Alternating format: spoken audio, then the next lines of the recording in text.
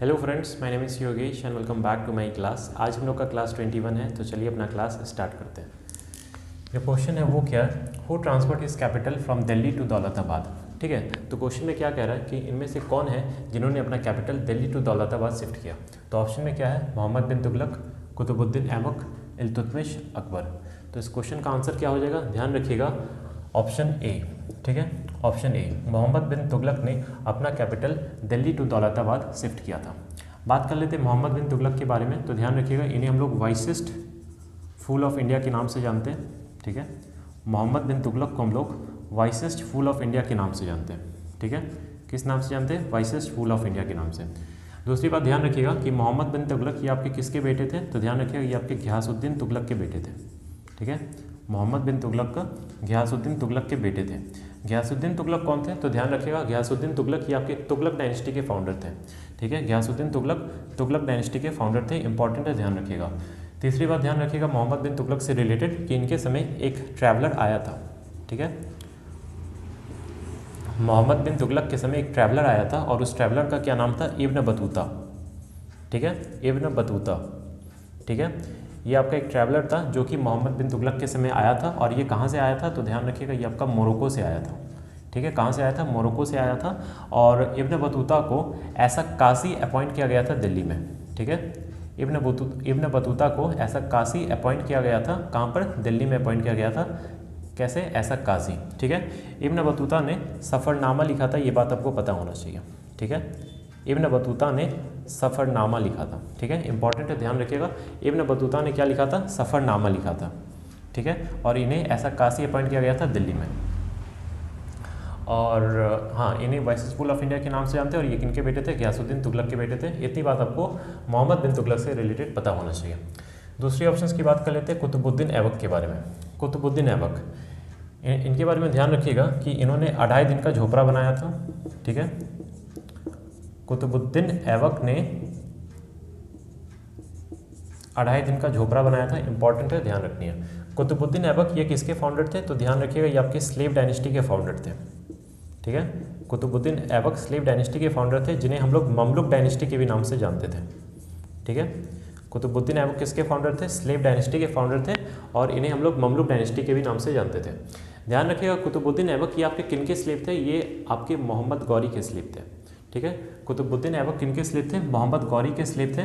बाद में क्या हुआ कि बाद में मोहम्मद गौरी चले गए और इन्होंने अपना एक स्लेव छोड़ दिया, और इस स्लेव का क्या नाम था, कुतुबुद्दीन ऐबक। कुतुबुद्दीन ऐबक स्लेव थे और इसलिए इन्होंने अपना एक डायनेस्टी स्टार्ट कर दिया, और उस डायनेस्टी का क्या नाम था, स्लेव डायनेस्टी, जिसे हम लोग ममलुक डायनेस्टी के भी नाम से जानते थे। और ये दिल्ली सल्तनत का सबसे पहला डायनेस्टी था। ठीक है, इंपॉर्टेंट बात है, ध्यान रखिएगा, कुतुबुद्दीन ऐबक से रिलेटेड। ठीक है, तो ये बात आपको पता होना चाहिए। और एक बात तो मैंने बता दिया कि इन्होंने 2.5 दिन का झोपड़ा बनाया था, और कुतुबुद्दीन ऐबक ने अपना जो कैपिटल रखा था वो क्या था, लाहौर। ठीक है, ये भी बात आपको पता होना चाहिए। ठीक है, कुतुबुद्दीन ऐबक ने अपना जो कैपिटल रखा था वो क्या था, लाहौर। ठीक है, बात कर लेते हैं इल्तुतमिश के बारे में। ठीक है, तो इल्तुतमिश को हम लोग स्लेव ऑफ स्लेव के नाम से जानते थे। ठीक है, इल्तुतमिश को हम लोग स्लेव ऑफ स्लेव के नाम से जानते थे। क्यों इल्तुतमिश को हम लोग स्लेव ऑफ स्लेव के नाम से जानते थे।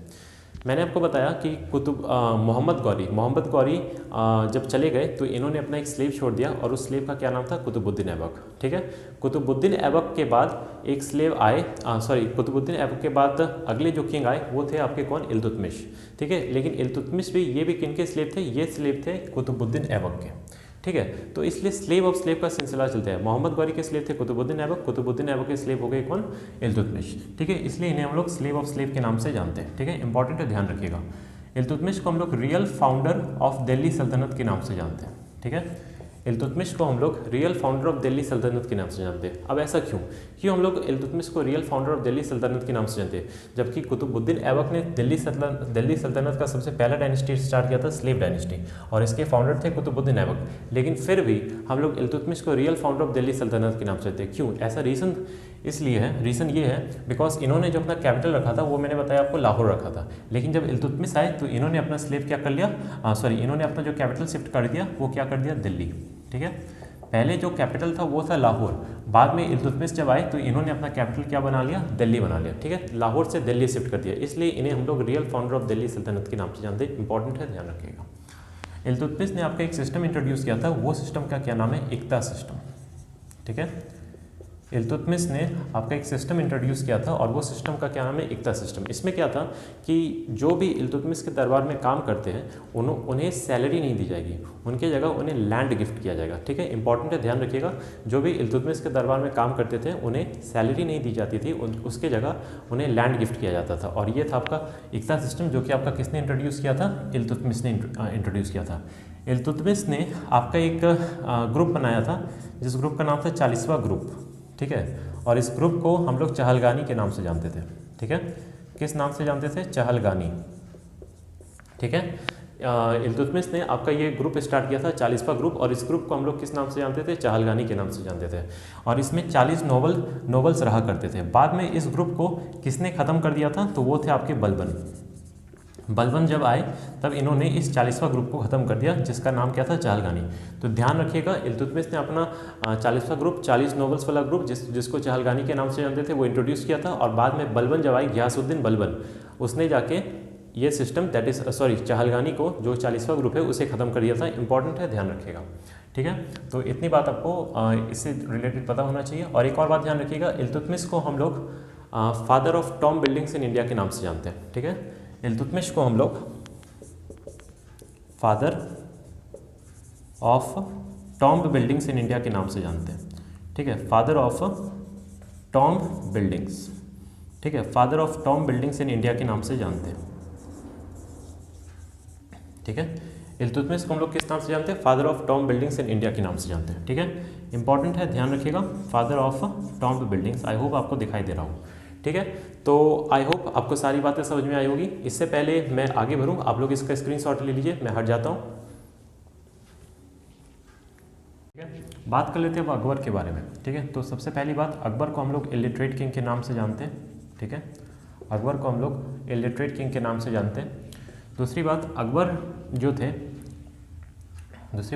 थे, इन्होंने अपना एक नया धर्म निकाला था। ठीक है, अकबर ने आपका एक नया धर्म निकाला था और उस धर्म का क्या नाम था? दीन ए इलाही। ठीक है, इन्होंने अपना एक नया धर्म निकाला था और उस धर्म का क्या नाम था? दीन ए इलाही। ठीक है, दीन ए इलाही क्या था? ये सारे रिलीजन का, सारे धर्म का कॉम्बिनेशन था। ठीक है, और इस धर्म को ऑप्ट करने वाला अकेला जो हिंदू था वो कौन था? बिरबल। ठीक है, काफ़ी इंपॉर्टेंट बात है। ठीक है, तो अकबर ने आपका एक नया धर्म निकाला था, उस धर्म का क्या नाम था? दीन ए इलाही। ये सारे धर्म का कॉम्बिनेशन था और इस धर्म को ऑप्ट करने वाला जो अकेला जो हिंदू था, ठीक है, अकेला जो हिंदू था वो कौन था? बिरबल। बिरबल का जो ओरिजिनल नेम था वो क्या था? महेश दास। इंपॉर्टेंट है, ध्यान रखिएगा। ठीक है, बिरबल का जो ओरिजिनल नेम था वो क्या था? महेश दास। ठीक है, क्या नाम था? महेश दास। ठीक है, अकबर के ऊपर एक किताब लिखी गई थी, उस किताब का क्या नाम था? एनी अकबरी।